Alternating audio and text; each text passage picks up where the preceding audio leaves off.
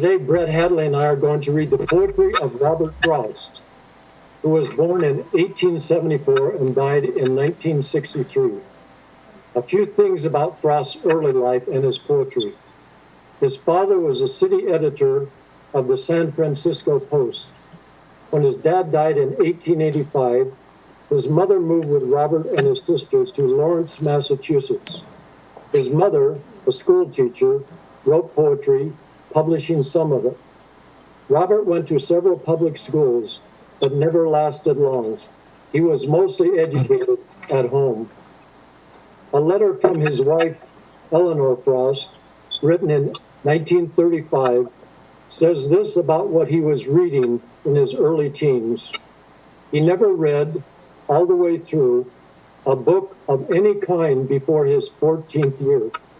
His mother read aloud constantly, Poe and Shakespeare, George MacDonald, old-fashioned romances like the Romance of Dollard. In his 14th year, he read Jane Potter's Scottish Chiefs, Mysterious Island by Jules Verne, Tom Brown's School Days, first volume of Scott's Tales of a Grandfather, Prescott's Conquest of Mexico, and also The Last of the Mohicans and Deerslayer. Read first poetry in 15th year. In that year, he read a little Shelley and Keats in Christmas gift books. Almost learned all of Poe by heart. Keats and Arnold, only other poets he ever found he knew as large a proportion of. Robert Frost was a phenom. As well as being a great poet, he was a popular poet, the best-selling poet of his time. He won 4 Pulitzers. Thoreau wrote, "A true account of the actual is the purest poetry."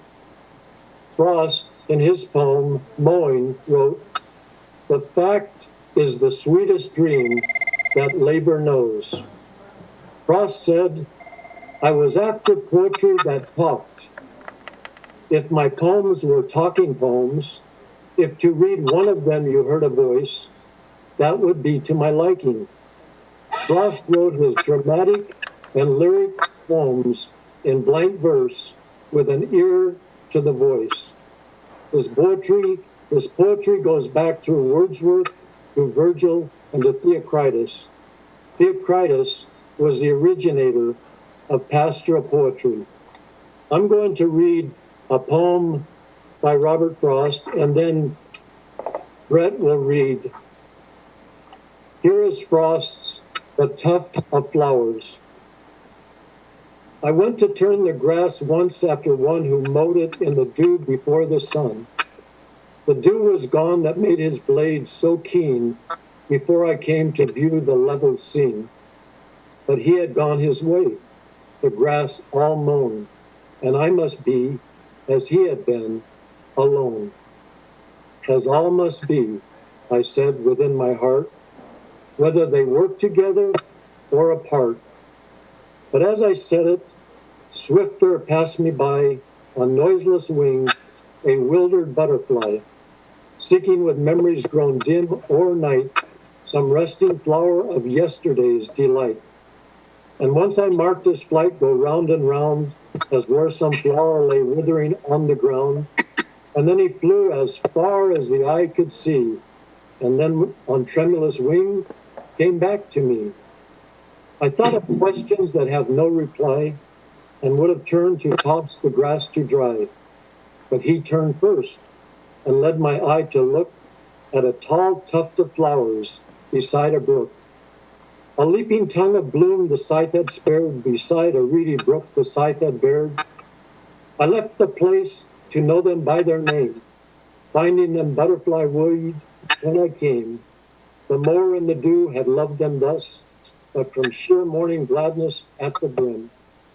The butterfly and I had lit upon, nevertheless, a message from the dawn that made me hear the wakening birds around and hear his long scythe whispering to the ground, and feel a spirit kindred to my own, so that henceforth I worked no more alone. But glad with him, I worked as with his aid, and weary, sought at noon with him the shade, and dreaming, as it were, held brotherly speech with one whose thought I had not hoped to reach. Men work together, I told him from the heart, whether they work together or apart.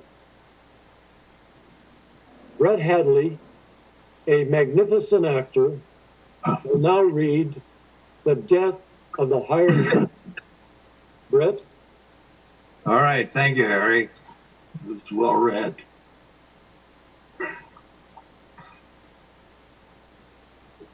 Mary sat musing on the lamp flame at the table, waiting for Warren. When she heard his steps, she ran on tiptoe down the darkened passage to meet him in the doorway with the news and put him on his guard. Silas is back. She pushed him outward with her through the door and shuddered after her. "Be kind," she said. She took the market things from Warren's arms and set them on the porch, then drew him down to sit beside her on the wooden steps. Oh, when was I ever anything but kind to him? But I'll not have the fellow back, he said. I told him so last haying, didn't I? If he left then, I said that would end it. Well, what good is he? Who else will harbor him at his age? For the little he can do, what help he is, there is no depending on. Now, he thinks he ought to earn a little pay, enough at least to buy some tobacco with, so he won't have to beg and be beholden. All right, I say, I can't afford to pay any fixed wages, though I wish I could. Someone else can. Then someone else will have to. I wouldn't mind if he was bettering himself, if that's what it was. Oh, you can be certain, when he begins like that, there's someone at him trying to coax him off with pocket money. In haying time, when any help is scarce, in winter, he comes back to us. I'm done. So loud he'll hear you, Mary said. I want him to. He'll have to, sooner or late. Oh, he's worn out. He's asleep beside the stove. When I came up from Rose, I found him here, huddled against the barn door, fast asleep. A miserable sight. And frightening, too. He didn't smile. I didn't recognize him. I wasn't looking for him. He's changed. Wait until you see. Where did you say he'd been? He didn't say. I dragged him to the house and gave him tea and tried to make him smoke. I tried to make him talk about his travels. Nothing would do. He just kept nodding off. What did he say? Did he say anything? Oh, a little. Anything. Mary confessed he said he'd come home to ditch the meadow with me. Warren. But did he? I just want to know. Well, of course he did. What else would you have him say? Surely he wouldn't grudge the poor old man some humble way to save his self-respect.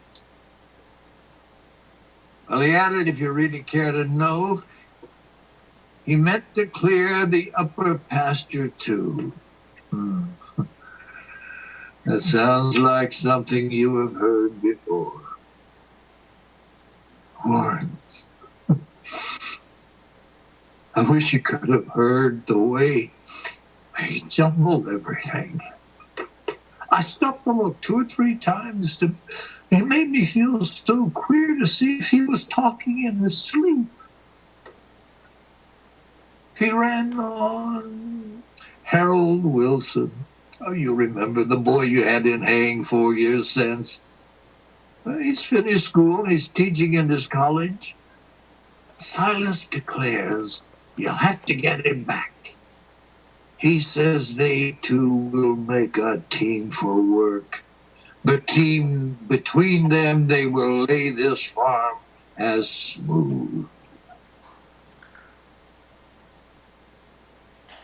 The way he mixed that in with other things. Now he thinks young Wilson's a likely lad, though daft on education. You know how they fought all through July, through the under the blazing sun, Silas up on the cart to build the load, and Harold along beside to pitch it on. Yes, I took care to keep well out of earshot. Well, those days troubled Silas like a dream. Couldn't think they would. How some things linger. Harold's young college boy assurance piqued him.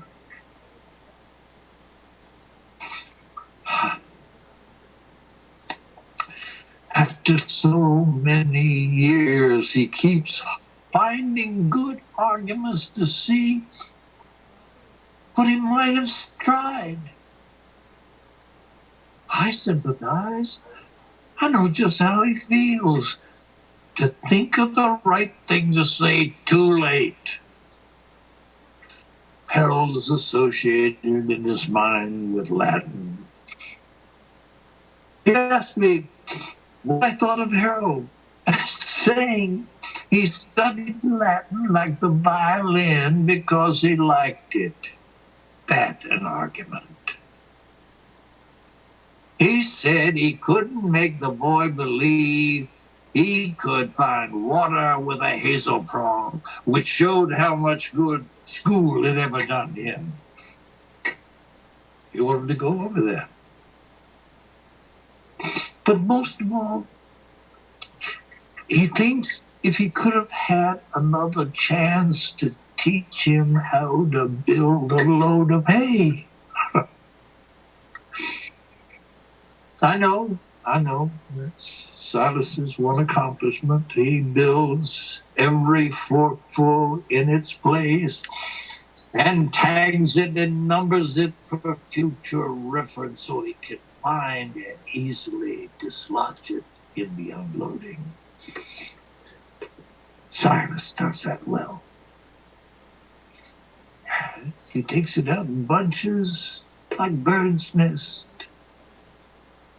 You never see him standing on the hay. He's trying to lift it, straining to lift himself.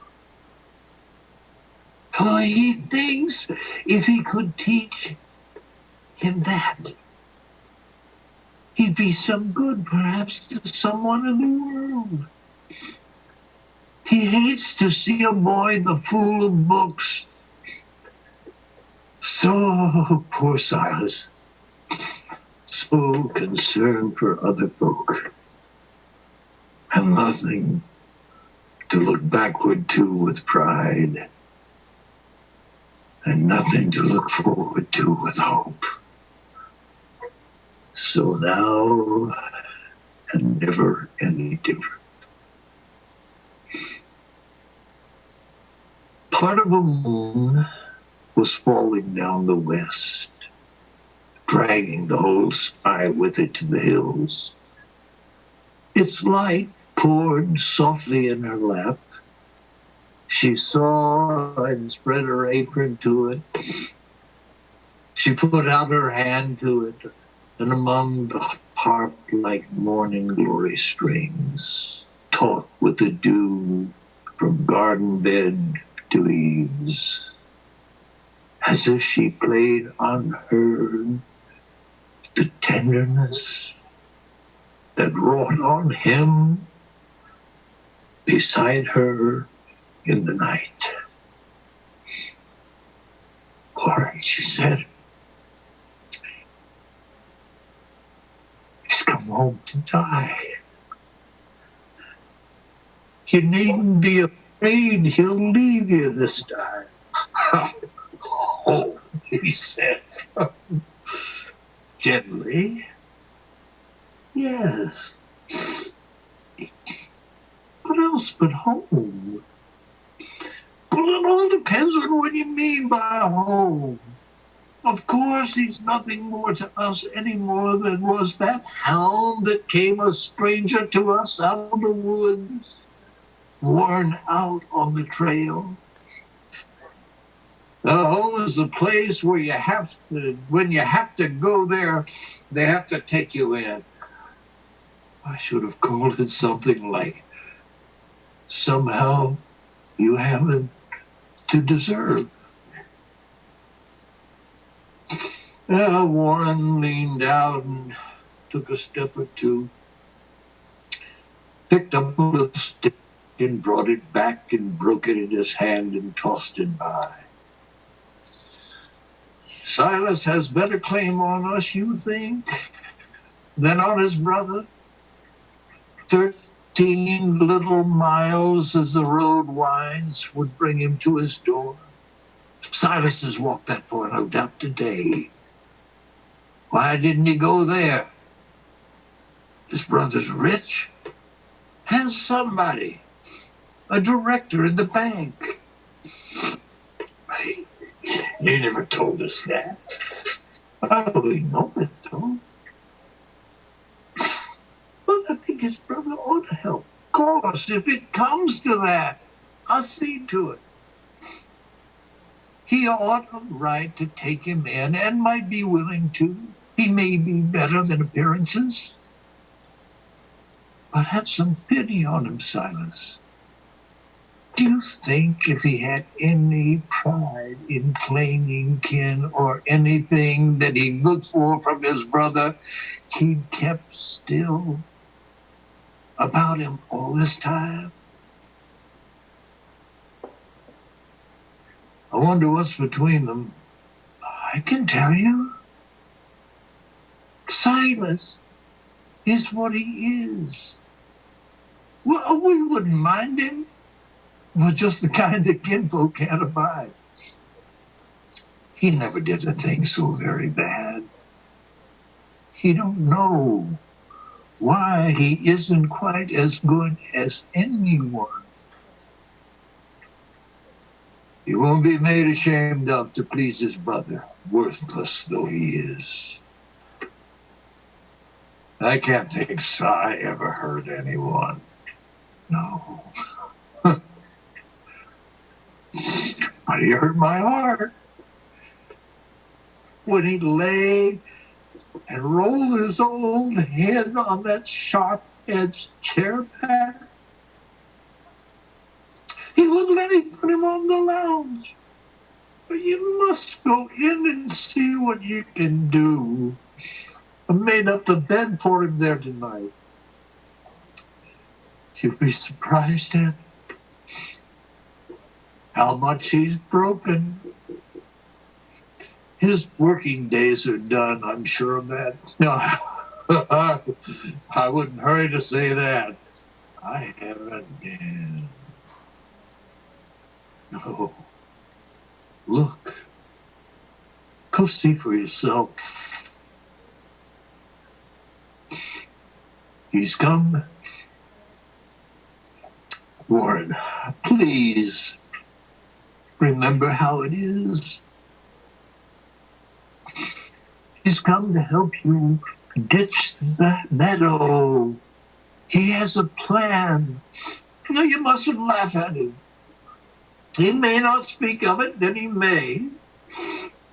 I'll just sit and see if that small sailing cloud will hit or miss the moon.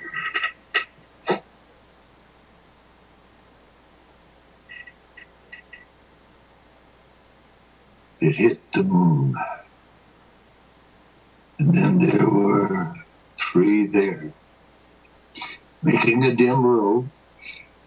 The moon, the little silver cloud, and she. Warren returned. Too soon, it seemed to her. Slipped to her side, caught up her hand and waited. Warren, she questioned.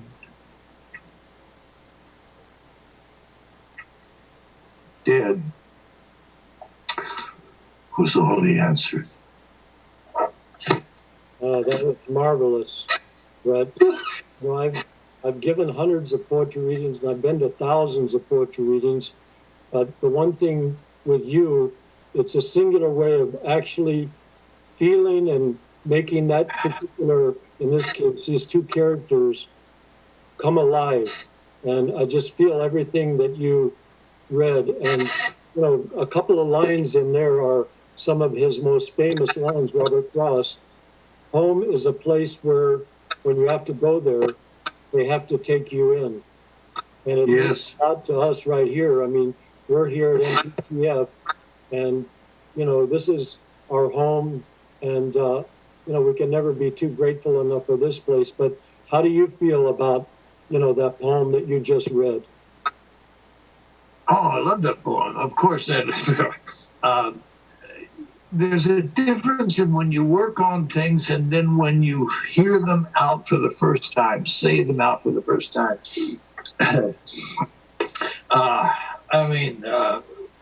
Obviously, it had some impact on me. They have a runny nose in public is a shameful thing. We're all human. We're all human. We just have to be who we are and admit what we are and what happens to our bodies.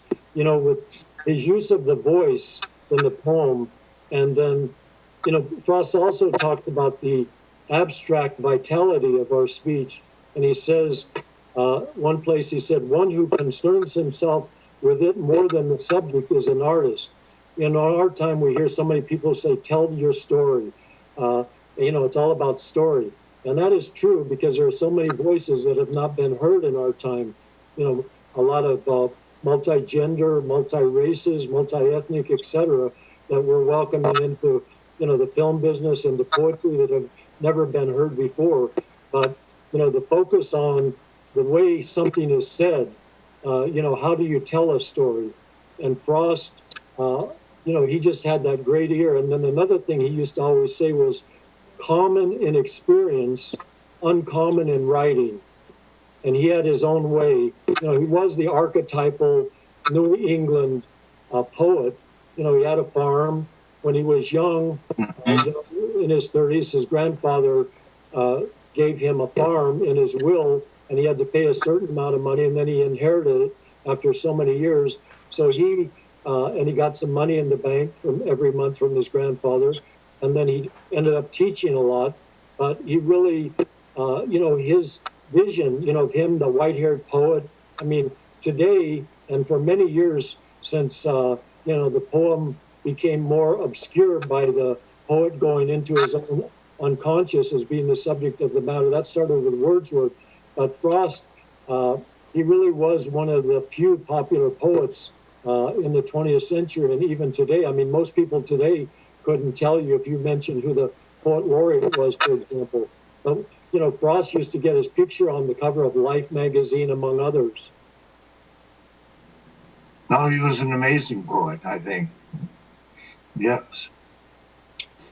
What I would like to do next is, when my son was born in 1969, I used to read him poetry, during the day and always before he'd go to sleep at night. And the one poem that I read him, over and over was Robert Frost's Stopping by Woods on a Snowy Evening. Yes. And I remember, after hearing it for so many years, one time I was shooting a movie on location and my future wife was taking care of Dylan, and she said, I'm going to read this poem to you now. And he said, oh, no, not that Snowy Evening poem. He just read it like so many times. It's like Walt Whitman, Captain, my Captain. Everywhere he went, people wanted him to read that. And he just got tired of reading it. But I always love this poem, and it's a very familiar poem. So I will read that now. Stopping by woods on a snowy evening. Whose woods these are, I think I know. His house is in the village, though. He will not see me stopping here to watch his woods fill up with snow. My little horse must think it queer to stop without a farmhouse near, between the woods and frozen lake, the darkest evening of the year. He gives his harness bells a shake to ask if there is some mistake. The only other sound's the sweep of easy wind and downy flake. The words are lovely, dark and deep, but I have promises to keep and miles to go before I sleep. And miles to go before I sleep. Yes. Well, you see, it's so simplistic. I mean, and he's not using words we don't know, making images we can't conceive of or have to stop and think about. And get maybe 3 days later. He's pure. He's and simple, and I mean just the image to watch some farmers' fields fill up with snow. He puts you there. Now the visual objective ending. The last kind of objective poet, where all of before the romantic poetry began was Goethe's Faust, where he would look at the objective world. And then in Wordsworth's The Prelude, he has a sentence, it's a 220-page poem, and he says that the subject matter of this poem is the poet's subconscious, the development of the mind. And so poetry really has been one trope ever since then, and it's gotten more inner and less objective. There are some like Browning's dramatic monologues. Most people don't know what's going on with a lot of modern poetry, and it's just the way it is. Poetry has become more and more marginalized.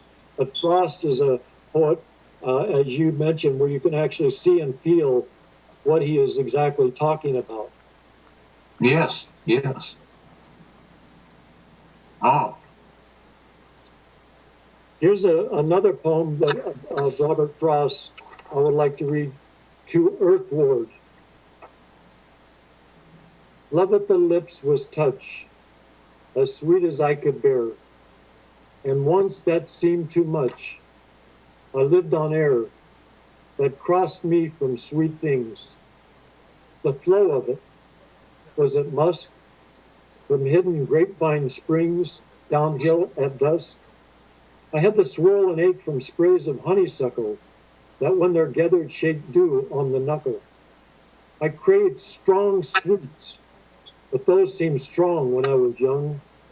The petal of the rose, it was that stung. Now no joy but lacks salt, that is not dashed with pain and weariness and fault. I craved the stain of tears, the aftermark of almost too much love, the sweet of bitter bark and burning clove. When stiff and sore and scarred, I take away my hand from leaning on it hard in grass and sand. The hurt is not enough. I long for weight and strength to feel the earth as rough through all my length. And he really feels, you feel the whole body. I mean, this is one of his more obviously sensual poems, but he really had quite a range.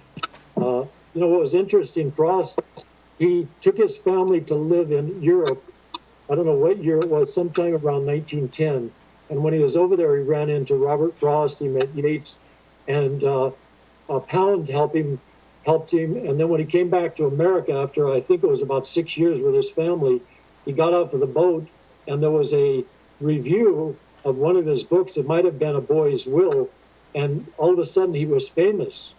So, that was basically it. And then he started teaching a lot, and he was an unconventional teacher. He would just talk. He was a great talker, and he was very competitive. But when did you first hear of Robert Frost? Do you remember? Well, I was certainly stopping in the woods on a snowy evening, but well, I'm not a student, of things. I've always read poetry, and I've always liked it, and I believe that most people don't really pay attention to poetry because they don't read it out loud. When you hear it, it's an audible thing. That's where it uses the voice to go directly to the emotions, and you hear that in the sound. And when you read it yourself out loud, poetry has meaning. Otherwise, it's a lot of garble, and it's unfortunately become very intellectual. It's become the province of the intellectual. And very often you read their criticisms or critiques and come away not understanding a word of it, as I did on a lot of poetry. I just don't understand. It just doesn't speak to me. But find poetry that does speak to you, and it just supports you in so many ways in life. It really does. Yeah, well, I think you're absolutely right about reading out loud. Originally, poetry, go back to Homer's Odyssey and the Iliad, it was oral, and it was memorized it all. And if you ever look at a piece, I saw a fragment of one of those epics at the J. Paul Getty there on the ocean, near the ocean. And what's interesting about the way they would write, straight across with no spaces in between the words. It would just on things. It always amazed me about that. But and then with me, in terms of even reading, what I find when I read poetry, and I read it every day of my life, is that it's good. It's necessary to slow down, and I enjoy reading out loud too, whether it's Whitman's writing, or in this case Frost, or even the Bible, because it slows you down and you hear it. And I think that oral sense also reinforces the word, and it makes you realize, great work, each word has to count. Because sometimes I'll read prose and I'll just find myself skimming, but poetry you really have to slow down and read each word, because a good poem is like a mathematical quotient, whatever you call it, quotient or whatever it is. That if you take away one little thing, it'll fall apart. So you want to make each word count, obviously. Yes.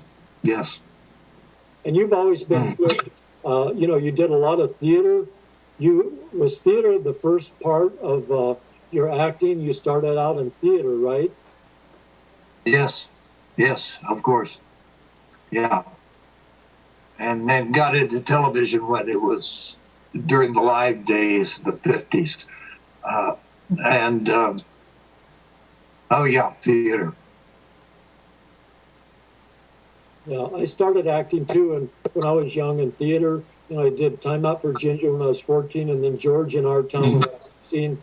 I did the lead in the junior class play, and I went on from there. But there's just something about, telling that story, listening to the other person. I mean, that's another thing about, to be a poet, whether it's Frost or Homer or a modern poet, you really have to be receptive and listen. And it's obvious how much Frost listens or has listened to the people around him, and take dialogue and then putting it into a form, in some cases blank verse. But he really is one of a kind, I believe, in the 20th century. No, I think so, yes. And there was a lot of times too, at the time when Frost was writing, there were several currents that came into poetry at that time. You know, you had James Joyce and T.S. Eliot and Ezra Pound. You had the Imagist poets. Then you had Hart Crane, which we read Hart Crane's visionary poem. And when we read that, it was a wonderful experience, but probably a lot of people didn't understand it. And, but, you know, it's still beautiful language. His work went back to the Elizabethans. But Frost, you know, his words are, you know, that Anglo-Saxon 1 and 2 syllable, very simple, very understandable, you know. Yeah. Yes, and there's, I thought about, and I did use it a few times, that New Hampshire dialect, which is so it's so musical in itself. I said Mary instead of Mary, you know, Mary sat. And you can go into it, and it gets pretty heavy. But just the fact that that's the basis of his language, of his words, the way he heard things, is so distinctive in him, I believe. And also, you know, that one line of his, I think it was in Moyne, where he said, "The fact is the sweetest dream labor knows." I mean, not to get away from poetry, but even in today, you know, facing the coronavirus, how essential facts are. You know, we all want the facts. And just even as a writer, you know, looking at that exact fact. And then the other sense, which I always feel, or at least I did today, where he talks about brotherhood, you know, when he's, you know, working, you know, when he's talking about working with someone else, about how whether a man and another man are together, or physically together, when they're working, they are still together, even though they may be working apart. And, you know, being an actor, we learn how important it is, that camaraderie. You know, film is a collaborative form, art form. If that, you know, hopefully it's an art form. Sometimes it's not, but every once in a while it rises to art.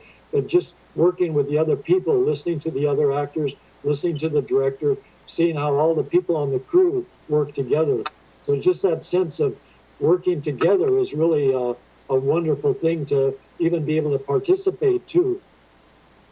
Well, the thing, yeah, with theater, when the curtain goes, everybody's involved. Whether you're, you know, a prop man, a stage manager, an extra, a one-liner, a spear carrier, or whatever, everybody's involved in the whole thing. There is a sense of collective energy and togetherness and dynamism that happens there. Doesn't happen very often outside of that you get that totally connected feeling with a group of people. You know, you're all there for the same thing, to do the same job, and you're all winners and losers in it. Well, yeah. Yes, Jennifer, I see you. Hi, guys.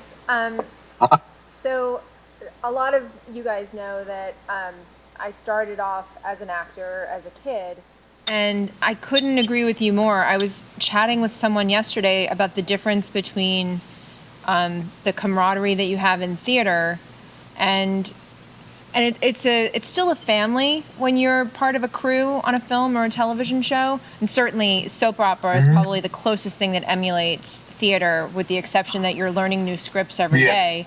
But it is a different it's a different sense of community.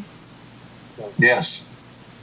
Well, theater, I think, really strengthens you. You get to the theater, you know, half hour before, do your makeup, clothes, etc. And then whether you're on stage or off, you have to pay attention.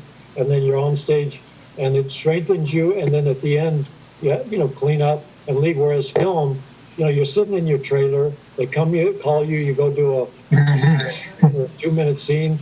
And Monroe used to say the most difficult thing about film acting is 1 minute they tell you to turn them up to 350 degrees Fahrenheit. Another scene might be 175. So it's a certain different type of dexterity. But I also found it, one of the things that my friend and I were talking about was the community that you create in theater isn't just about the person carrying the spear and the person making sure your dressing room is clean. You have this incredible audience that you feed off that energy. It is a flash in the pan, the experience that you have that single night. And then when it's done, you walk out the stage door and they want you to sign an autograph. And that is an extended part of the community that we don't always get the opportunity to participate in film and television. And it's also, it never exists again the way it was that night. That's true. You know? That's true. Yeah. Burton would not allow maintaining the tapes of when he did Hamlet. Was taped, and we saw that. That was shown.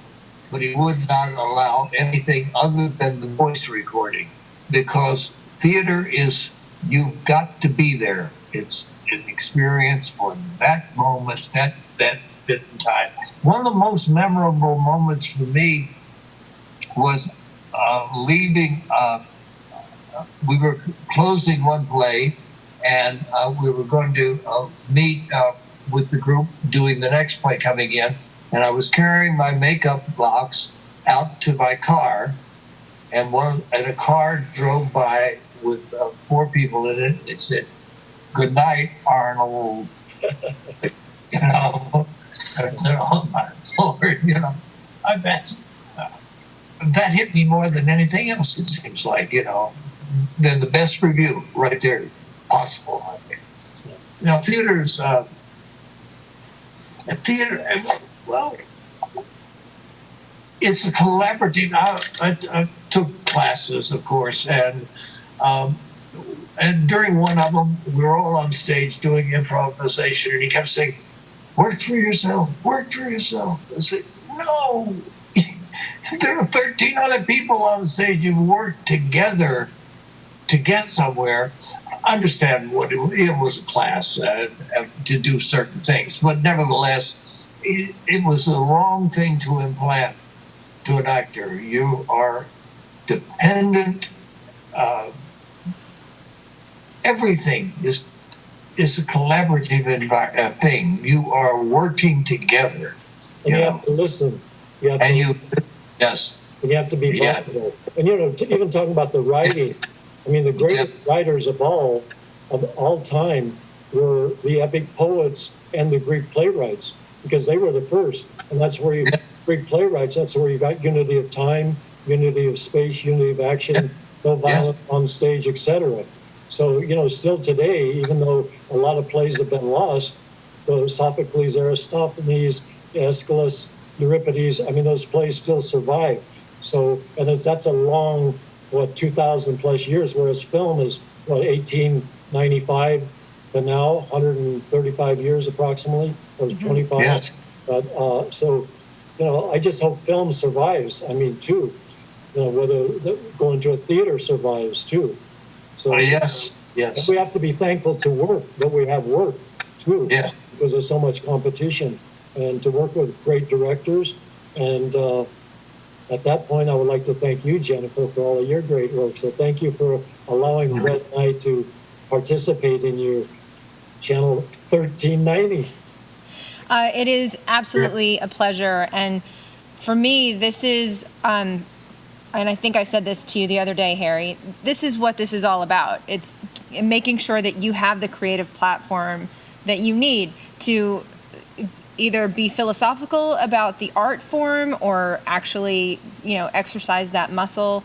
So like what you guys just did, if there's anyone else that is interested in doing a one-on-one session with another resident, or taking over the airwaves for a half hour to read something that they've been working on, or like their own monologue piece that they used to audition with, that's what this is all about.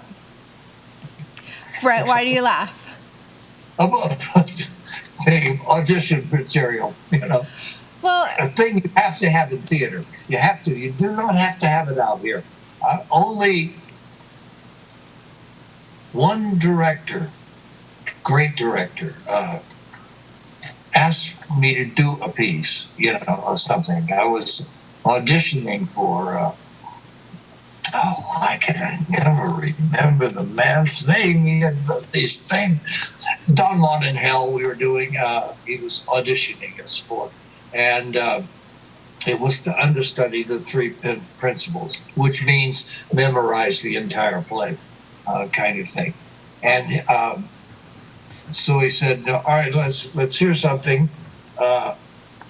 No, not from this script. He says, "Something of yours," you know. Well, being from the Midwest and all, you had audition material.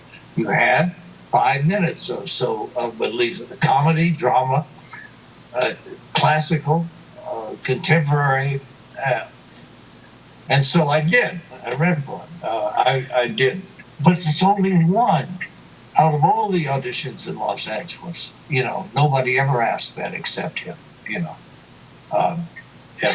But there are a lot of people on the campus that started in theater. Theater is so much more accessible for people that are beginning. And, you know, there isn't anything like the smell of the dusty curtains and feeling the wood of the stage under your feet. And then knowing that, again, this is a once in a lifetime, it's only ever going to happen this way, this one time. There is a connection that happens between you and the people that are experiencing it in front of and behind the scenes. Oh, there's nothing the greater feeling when you know that you've got the entire absolute pure focus on stage and the whole audience, and you can feel it. You can feel that pressure of everybody is together, moving left, right, up, down, doesn't matter, you know. And that magic moments. In film, basically all you need in film is a camera. I mean, if you're going to make a film, you don't even need actors. No, you just no. a camera and obviously film, and wherever you point, you can make a film. So, you know, we're important as actors and the director, obviously, the vision. But, you know, I always look, you know, I did, you know, community theater, high school, college, summer stock, off-Broadway, resident theater, film, and TV. So ultimately, film is what I love the best. You know, I'm glad I had good training, but I love film. I just love the nature of film. But, you know, to each one of us our own. Yeah. Before I let you guys go, we are starting an MPTF Essential 100 list. So this is a movie that you think everyone who's ever enjoyed entertainment should absolutely see. This is our little ripoff of the AFI 100. So, what's your... My number one choice is Renoir's Grand Illusion, 1937. Yes. Orson Welles was asked, who's the greatest director? He said, John Ford. And then he thought a minute and he said, Renoir. He was the artist. Yeah, he was the... Great. Sure enough, I'd agree. Yeah, I like the Wild Bunch because of these are the meanest guys in the world. Any one of them would wipe out any one of their other buddies for anything. But when it came down to the need to defend another one of their friends, they were perfect. They jumped right in. They sacrificed. They died for somebody else right away. Somebody they would have shot the night before, you know, for just a statement. So, the ethics of it, I think it's a very powerful film. Wow. Sam Peckinpah really understood the physical breaking point of men, and those men were, also, you know, especially the two lead guys were really on the way down with their lives, and they were looking to make a buck and to get in action. But Peckinpah was not. He's a director, so he's a guy. I always think that film is a director's medium. It is, yes. So you bring up the Wild Bunch, and I promise I did not plant this. We are playing the Wild Bunch on 1390 this week. And one of the reasons that we're playing it is on Thursday, Edgar Pablos will be here once again doing the Cinephile show. He and Nate Thompson, who works in our marketing department, but who's really well known in the film world. He does the DVD audio tracks where you can listen to other people making commentary. He's been on hundreds of them. So Nate and Edgar are going to talk about Peck and Paw, but this is all centralized around one of the unsung heroes of the entertainment industry who made his career initially with Sam Peckinpah as a person who had 1,000 uses, is the way one person talked about him. Chalo Gonzalez is his name. He passed away about a week and a half ago at the age of 95. He was the location manager for the Wild Bunch, and he also was the person who was responsible for finding and getting access to the train that plays a central part of the movie. So they're going to talk about Chalo. They're going to talk about everything from how he met Peckinpah initially. And there's a movie that Chalo not only helped with behind the scenes, but Peckinpah wrote a role for him in Bring Me the Head of Alfredo Garcia. And it's kind of easy to decide which role was written for him. It's his name. The character's name is Chalo. So that's Thursday. I think it's at 2 o'clock on Thursday. But in the meantime, please catch the Wild Bunch here on 1390. We're also playing some Sally Rudder film this week. I believe it's Razor's Edge. Pretty sure that's the film that we're playing, and that's during the day. The original one? The original. Yeah. Yep. So, Thai Power. Yes. Yeah. Yep. So we have now started the MPTF 100. Renoir's Grand Illusion and Wild Bunch are on the 100. If you have a movie that you would like to add to our MPTF Essentials, please give us a call at 1221. I want to thank Harry and Brett. You guys were wonderful. I love hearing the poetry in a passionate way, in a way that really gets you back to the point of what you were saying, Harry, that poetry was the way that you unlocked your imagination. It was long before film, long before you could do any kind of unbelievable sets on stage. It gave you a chance to go inside and create pictures in your mind using the guide of these words. And you guys breathing life into those words, it's beautiful. Thank you, Jennifer. Thank you, Jim. Thank you.